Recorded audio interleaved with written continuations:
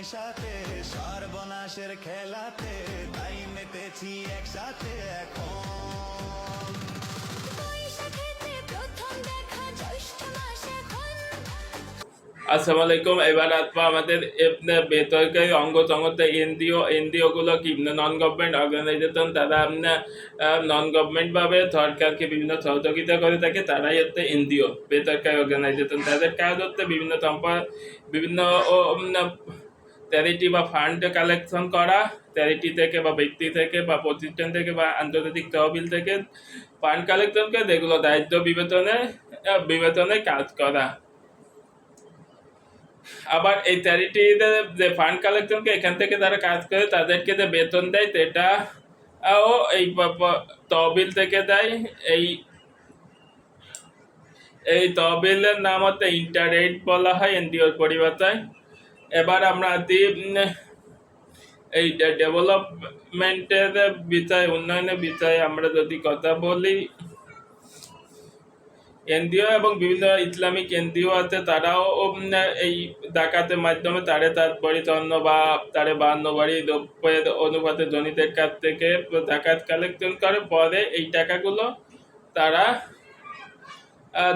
দারিদ্রদের মাঝে দেয়। দারিদ্র, মিসকিন বা অসহায় বিভিন্ন উন্নয়নমূলক কাজে অংশগ্রহণ করে। এর মাধ্যমে আবার তারাও এই জাকাতের তহবিল থেকে তারা কাজ করে তাদেরকে বেতন দেয়। এর মাধ্যমে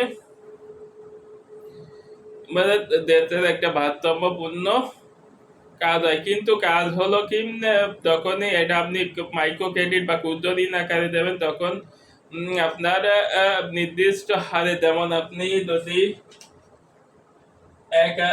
1,000 টাকা নেন ব্যাংক থেকে, তাহলে 1,000 টাকার উপর 8% আজীবন।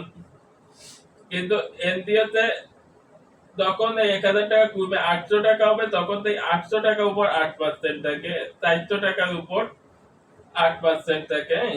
আর যদি আপনি এনজিও থেকে নেন, আপনি 1,000 টাকা নিলে 1,000 টাকার উপরেও 13%, আপনি 800 টাকা হলেও এর উপর 13%, আপনার 400 টাকা হলেও এর উপর 13%, এইভাবে 100 টাকা হলেও 100 টাকার উপর 13%। আজীবনই এইভাবে ঋণের চক্র তারা এনজিওর মাধ্যমে করে থাকে, যার মাধ্যমে যেখানে আপনাদের আর্থিকভাবে অনুমোদিত হবে সাধারণ এনজিওর ক্ষেত্রে, সেখানে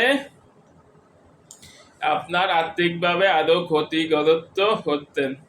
এই ছিল এনজিও ভিতরে পবিত্রতে এইগুলো সমস্ত নিরূপণ করা, এবং পরবর্তীতে যে আপনি যে ফান্ড কালেকশন করতেন সেখান থেকে আপনি বেতন দিচ্ছেন, আপনার নির্ধারিত এনজিও চালাচ্ছেন।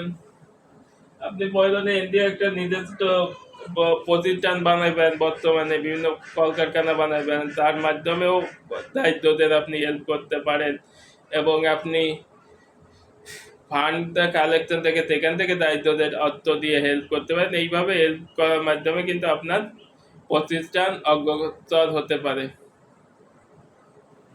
আর ইসলামিক এনজিও গুলো তো জাকাতের মাধ্যমে তারা কালেকশনকে ওখান থেকে বেতন দেয়, আবার ওখান থেকে তার মিসকিন বা অসহায়দের দায়িত্বদের তাদের টাকা দিয়ে দেয়।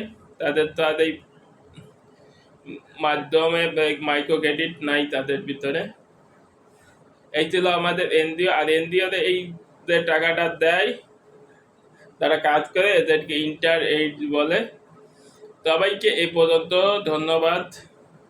অর্থনীতির বিগ পুটের একটা থিওরি আছে, আমেরিকান অর্থনীতি, এরকম একটা দেখাইতেন। এই হচ্ছে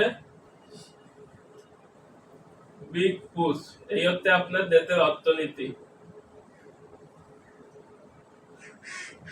এটা আন্ডার ডেভেলপড, এটা ডেভেলপড।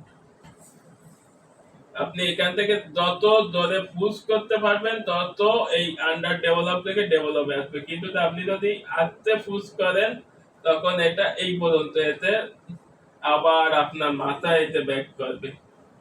অর্থনীতির অবস্থা হবে তাই, কিন্তু তা আমাদের পুশটা এত জোরে করতে হবে দেখতে এটা এমনি কুড়াত করে এখানে এসে পড়ে, এখান থেকে পড়ে এখানে এসে পড়ে। তার কারণে তার কারণে এক এক ধাক্কায় ডেভেলপ কান্ট্রি হতে পারে। ডেভেলপ কান্ট্রি আস্তে আস্তে করতেছি এইভাবে করে ডেভেলপড বা উন্নয়নশীল উন্নত রাষ্ট্রে কাতার আসবে না। এটা আনতে গেলে এক ধাক্কায় আনতে হবে। ভৌতিক তা প্রেক্ষাপটে বর্তমানে তেল, বিদ্যুৎ, বিভিন্ন জ্বালানি সংকট আমরা দেখতেছি, তহবিল তেল, খাদ্য সংকট বিভিন্ন এই এই তহবিল থেকে বাঁচার একমাত্র উপায় আছে আমাদের বেকার, প্রচুর বেকার লোক পড়ে আছে।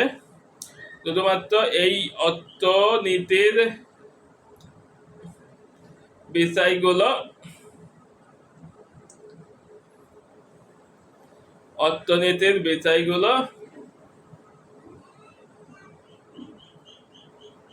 রাখার জন্য